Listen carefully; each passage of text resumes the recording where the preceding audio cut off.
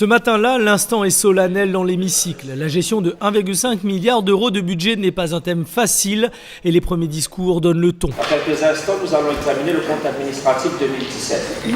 Et l'examen de ce rapport intervient, comme vous le savez, dans un contexte totalement inédit cette année, celui de la mise en œuvre d'une nouvelle loi, de la loi de programmation des finances publiques. Nous avons un budget qui est résolument tourné vers les investissements. Le département investit lourdement sur le territoire en matière de routes, en matière de collèges, dans le domaine agricole, en matière d'irrigation. Et nous avons lancé un pacte de solidarité avec les communes de l'île qui nous permet aujourd'hui de venir aussi en aide aux investissements réalisés sur les territoires.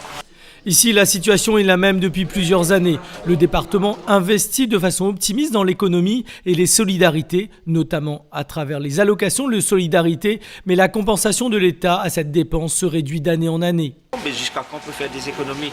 Il faudrait que l'État nous accompagne mieux, parce que ce sont des dépenses de solidarité nationale. Et là, l'État a fait voter une loi de programmation, on va en parler tout à l'heure, qui demande au département de La Réunion de faire encore 30 millions d'économies sur ses dépenses de fonctionnement. Mais nous, on ne veut pas toucher aux aides qu'on accorde à nos familles en difficulté. On ne veut pas toucher aux aides qu'on accorde à nos grands mondes, aux personnes bénéficiaires donc des aides de handicap. On n'a pas, je le dis bien, attendu qu'il y ait une loi de programmation pour faire des efforts d'économie au département de La Réunion. Une relation État-département pas facile avec cette volonté de l'État de réduire la dette publique et ainsi obliger certaines collectivités à des économies.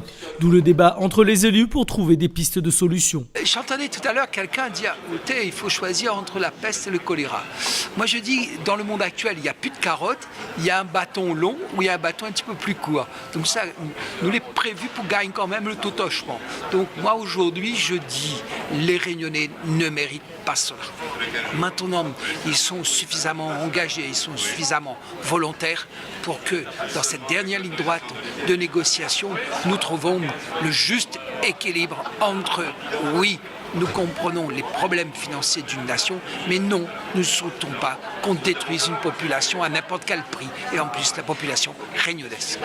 Après une suspension de séance qui a permis aux chefs de groupe d'échanger, la décision est prise. Cette collectivité responsable ne peut pas non plus accepter des mesures qui sont impossibles à mettre en place compte tenu de la situation de souffrance sociale qui est connue ici à La Réunion. Qui vote contre? Qui s'abstient? Adopté à l'unanimité. Merci. C'est comme ça qu'on avance en faisant preuve de responsabilité. Prochain rendez-vous pour nos élus le 27 juin afin de prendre une ultime décision avant le vote de cette loi de programmation des finances publiques, dite de contrat de confiance.